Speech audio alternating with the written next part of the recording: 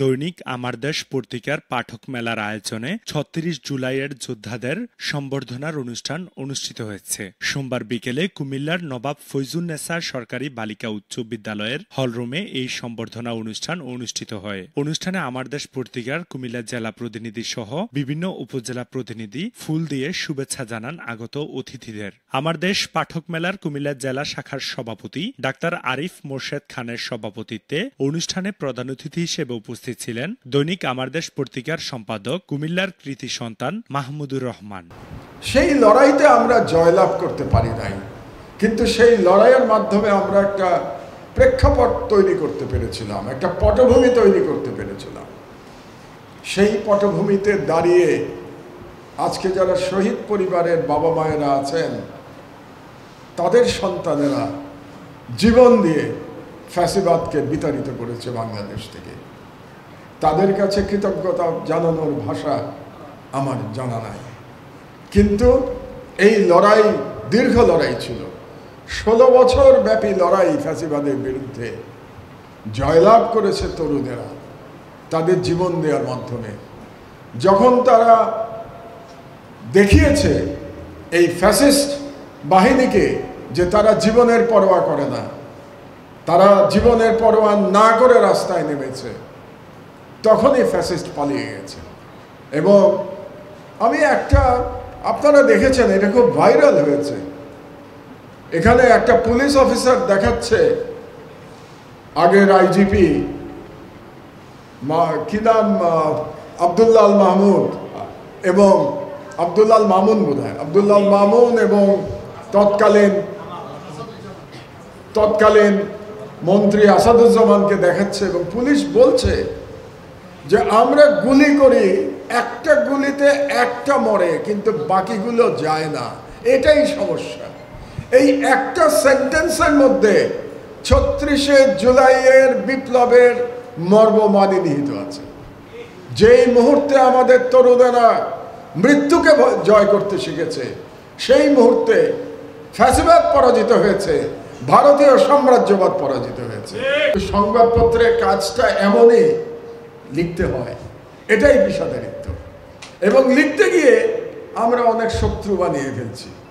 যেমন ধরুন, যেহেতু এখন সরকারে যাওয়ার প্রতিযোগিতা শুরু হয়েছে, এনসিপিও সরকারে যেতে চায়, জামাত সরকারে যেতে চায়, বিএনপি সরকারে যেতে চায়। আপনি কার মন রক্ষা করবেন? পত্রিকায় যখন লিখবেন, 3 দলে তো আমার বন্ধু, আমি কার মন রক্ষা করে লিখব? আপনি যার মন রক্ষা করতে পারবেন না, সেই আপনার প্রতি অসন্তুষ্ট হয়ে যাবে। একটু আগে আমার সহকর্মী আব্দুল্লাহ সাহেব বলে গেলেন, গতকাল বিএনপি অফিসে, ঢাকায় বিএনপি চেয়ারপারসনের অফিসে আমার এক সাংবাদিকের গায়ে হাত তোলা হয়েছে। কারণ বিএনপির কেন যেন মনে হয়েছে আমরা তাদের পক্ষে লিখছি না। জীবনের পরোয়া না করে রাস্তায় নেমে ফ্যাসিবাদ বিতাড়িত করায় মাহমুদুর রহমান জুলাই যোদ্ধাদের প্রতি কৃতজ্ঞতা জানান। That in my mind still I am saying, রাজনীতিবিদরা ক্ষমতা ভাগাভাগি করে, আর ব্যবসায়ীরা কী করে, রুটির দাম আরও বাড়িয়ে দেয়, যেহেতু তার লস হয়েছে অলরেডি। আর গরিব মানুষেরা কী করে? গরিব মানুষেরা তার হারিয়ে যাওয়া সন্তানদের কবর খুঁজে বেড়ায়। So that is absolutely enough to make things clear যে exactly with a period of just 1 year বাস্তবতা আমাদের কি হচ্ছে সেটা আপনারা সবাই অলরেডি জানেন।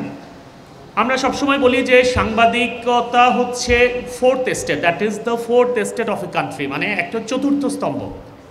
আমরা সবসময় শুনে এসেছি, সব বড় বড় সাংবাদিক একই কথা বলতেন যে দেখেন, শেখ হাসিনা আমাদের উপর এত জুলুম নির্যাতন করেছে, এত জুলুম নির্যাতন করেছে, we had nothing to say.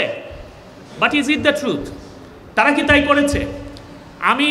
আমরা যারা শিক্ষাক্রম 2021 একটা আনরিয়ালিস্টিক, বাস্তবতা বিবর্জিত, একেবারে সারা পৃথিবীতে যেটা নজিরবিহীন একটা শিক্ষাক্রম যেটা চালু করতে চেয়েছিল এই শেখ হাসিনা সরকার, কলা আম গাছ দিয়ে কাঁঠাল পাওয়ার কোনো সম্ভাবনা নাই।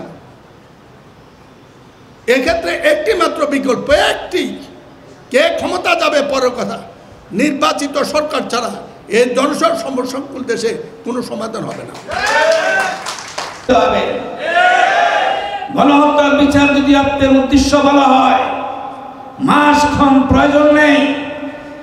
জুলাই বিপ্লবে যারা শহীদ, যোদ্ধাদের আগে যারা হত্যা করেছেন, হত্যাকারীদের এবং সকল গণহত্যাকারীদের বিচার করতে হবে। আমাদের এগিয়ে যেতে হলে দুর্নীতি থেকে মুক্ত হতে হবে। কোনো রাজনৈতিক দল এই কথাগুলো বলছে না। আমাদের রোগটা অন্য জায়গায়। আমাদের রোগটা হলো কষ্ট করে অর্জন না করে ভিন্ন পথে অর্জন করার মানসিকতা। এটা আজ তৈরি হয়নি, এটা অনেক বছর ধরে তৈরি হয়েছে। বিভিন্ন সময় বিশেষ করে মিডিয়া হত্যাকাণ্ডের মাধ্যমে যা শুরু হয়েছে, পরবর্তীতে জুলাইয়ে যেই অভ্যুত্থান, সেই অভ্যুত্থানের যেই পরিণতি, সেই পরিণতিতে যেই মানুষগুলোর অংশীদার ছিল, যেই পক্ষগুলোর অংশীদার ছিল, তাদের প্রত্যেকের ত্যাগ তিতিক্ষা এবং একটাই স্বপ্ন ছিল, আমরা একটি সুন্দর নতুন বাংলাদেশ চাই। জুলাইয়ের যে যোদ্ধা, যেই শহীদ, তারা যে বাংলাদেশ, যে চেহারার বাংলাদেশটি দেখতে চেয়েছিলেন, ফেসিবাদ মুক্ত বাংলাদেশ, আগামী দিনেও কোনো ফেসিবাদ বাংলাদেশকে চোখ রাঙাবে না, এ ধরনের একটি বাংলাদেশ দেখার জন্য তারা অকাতরে জীবন দিয়েছেন। অনুষ্ঠান শেষে আমার দেশ পত্রিকার সম্পাদক কুমিল্লা জেলা ও উপজেলা পর্যায়ের প্রতিনিধিদের সঙ্গে ফটো সেশনে যুক্ত হন হাবিবুর রহমান, সূচনা.টিভি। সূচনা কমিউনিটি.টিভি, বিনোদনের পাশাপাশি খবর।